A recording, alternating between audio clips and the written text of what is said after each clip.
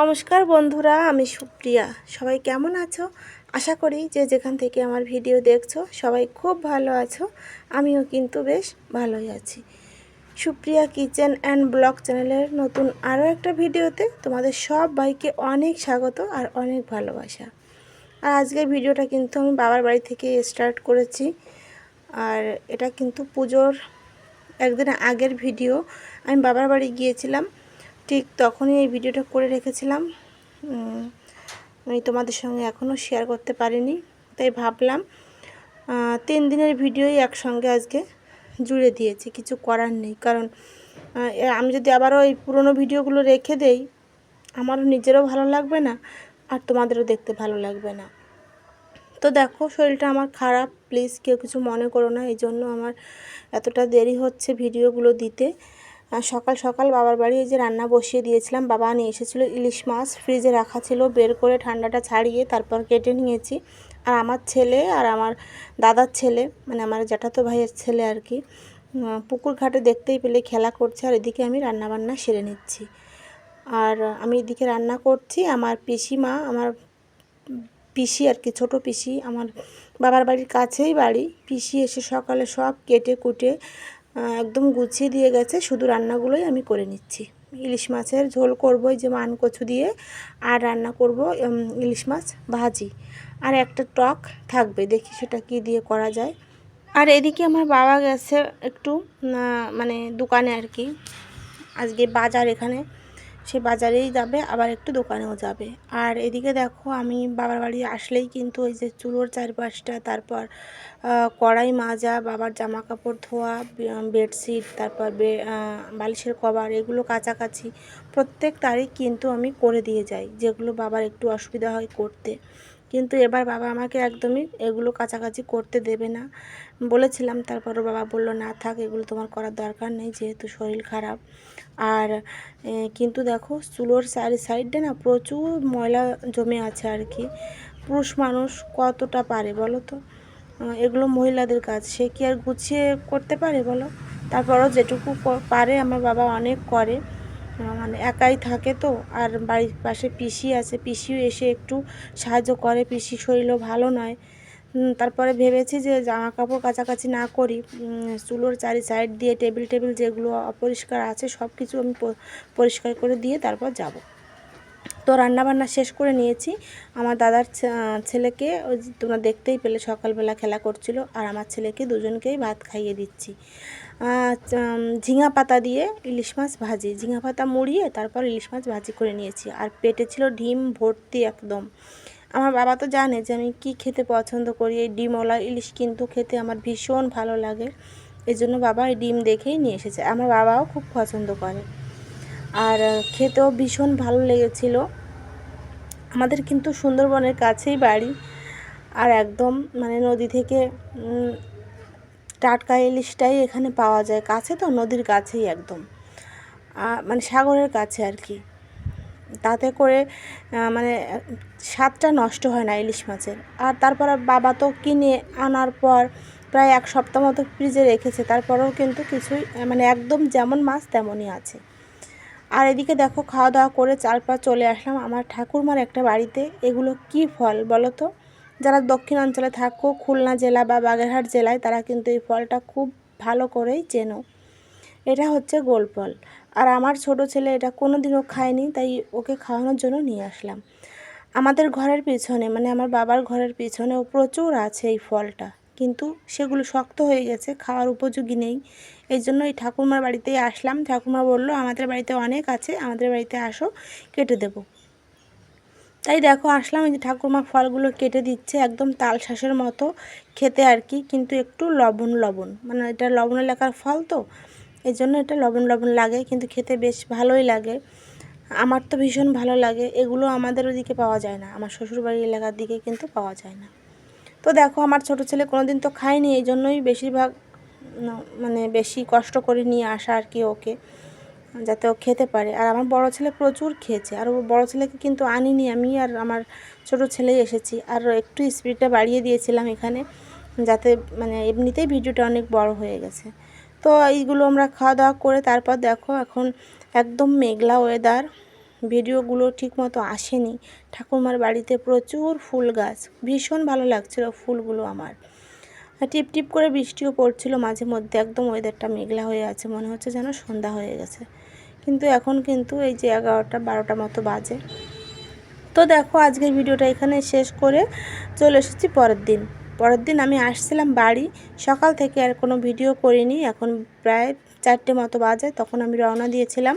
আর এটা কিন্তু ষষ্ঠীর দিনই আমি বাড়ি চলে এসেছিলাম, মানে বাবার বাড়ি থেকে শ্বশুর বাড়িতে চলে এসেছিলাম। খারাপ লাগছিল, পুজোর সময় বাবা একা থাকে, বাবাকে ছেড়ে আসতে। আর বাবা এখন একটু বেশি মানে যে কোনো অনুষ্ঠান আসলে ইমোশনাল হয়ে পড়ে। মানে কি বলবো, থাক ওগুলো বলবো না এখন আর। তো দেখো রওনা দিয়েছি, এই যে রেল লাইনের কাছে চলে এসেছি। আর একটু সামনে গিয়ে ওখান থেকে বাসে উঠতে হয়। কিন্তু সামনের একটা স্ট্যান্ডে আমার একটু কাজ ছিল, তাই ভ্যানওয়ালা দাদাকে বললাম, ভ্যানে করেই এসেছি বাড়ির সামনে থেকে। দাদাকে বললাম যে দাদা আমাকে ওই স্ট্যান্ড পর্যন্ত একটু এগিয়ে দাও, ওখানে আমার একটু কাজ আছে। কাজটা হচ্ছে আমার শাশুড়ি মায়ের বিকাশ অ্যাকাউন্টে অনেকগুলো টাকা ছিল, সে টাকাগুলো তুলতে হবে। তো দেখো আমার দাদা যেহেতু ওই মানে পিসুতো ভাইয়ের আর কি দোকান আছে, এই জন্য আমি কোথাও যাই না, যখন এখানে আসি তখন এখান থেকেই তুলে নিয়ে যাই।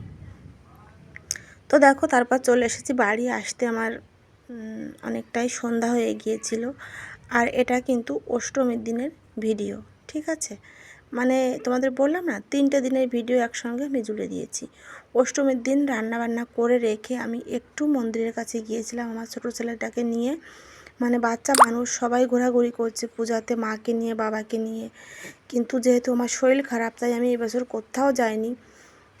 ও কান্নাকাটি করছিল যে আমাকে নিয়ে যাবে একটু ঘুরতে, তাই বাড়ির পাশে 2 থেকে 3 মিনিট লাগে, ওই মন্দিরেই গিয়েছিলাম, একটু মাকে প্রণাম করে আসলাম।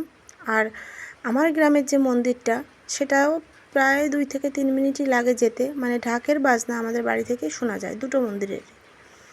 সেখানে কিন্তু আমার আর যাওয়া হয়নি। পরের দিন ভেবেছিলাম নবমীর দিন যাব বা দশমীর দিন যাব, কিন্তু বাড়িতে প্রচুর আত্মীয় স্বজন ছিল, রান্নাবান্নার চাপে আমি আর বেরোতে পারিনি। আর দেখো পাবদা মাছের ঝোল রান্না করছি, আর একটা মাছ কাঁচাও দিয়ে দিয়েছি। মানে একটা মাছ কম পড়ে গিয়েছিল আর কি, তাই ভাবলাম কাঁচা দিয়ে দিই, কোনো ব্যাপার নেই, কাঁচা মাছও তো মানুষ রান্না করে খায়, তাই না? তো দেখো রান্নাবান্না করে রেখে আমি চলে এসেছি মন্দিরে, মানে মাকে দর্শন করতে। এখন এখান থেকে প্রণাম করব, তারপর একটু বসবো, ঘোরাঘুরি করব, তারপর আবার বাড়ি চলে যাব। আর আমার না এক এক সময়ে এক এক রকম লাগে আর কি শরীরের ভিতর। কখন যে ভালো লাগে কখন খারাপ লাগে কিছু বোঝা যায় না। হঠাৎ করে আমার মানে খারাপ লাগাটা শুরু হয়ে যায়। এই আমার নিঃশ্বাস নিতে কষ্ট হয়, তাই ভাবছি বেশিক্ষণ দেরি করব না। আর এখানে এই মাত্র সন্ধ্যা হলো, আজকে কনসার্ট আছে। মানে প্রত্যেকটা দিন আমাদের এখানে কিন্তু পুজোর কয়েকটা দিন মানে অনুষ্ঠান থাকে আর কি। তা সন্ধ্যাবেলায় এখন তো শুরু হয়নি, বেশ 8:30 9টার দিকে শুরু হবে অনুষ্ঠান। এখন এই গ্রামের বাচ্চারা আর কি, তারা একটু নাচানাচি করছে, আনন্দ করছে, এই যা। আর লোকজন এখন মাত্র কেবল আসা শুরু করেছে, এখনও কিন্তু লোকজন আসেনি, একদম ফাঁকা। আর এই টাইমেই আমি আসলাম। দেখো এই ভিডিওটা কিন্তু আমার ছোট ছেলে করেছে আর কি। ও যে মানে ছোট বাচ্চা মানুষ ভিডিও ঠিকমতো করতে পারে না, তারপরও একটু ভিডিও করলো, আমি বাদ দিলাম না, ভাবলাম ক্লিপটা দিয়ে দিই। আমি যখন মন্দিরে ঢুকেছিলাম প্রণাম করতে, ও নিজেই কিন্তু এই ভিডিওটা করেছে। আমি ওকে বলিও নি বাবা একটু ভিডিও করো, আমি তো জানি যে ও ঠিকমতো পারবে না, তাই বলিনি। আর এই যে দেখো এখানে একটু সময় বসেছিলাম, 10-15 মিনিটের মতো, 30 মিনিটের মতো আমি এখানে ছিলাম আর কি মন্দিরে। তারপর যেহেতু মেলা বসেছে, হালকা পাতলা অনেকগুলো দোকানও এসেছে, ছেলেকে নিয়ে সেখানে গেলাম, ফুচকা খেলাম, আর আমার ছেলে খেলো চাউমিন।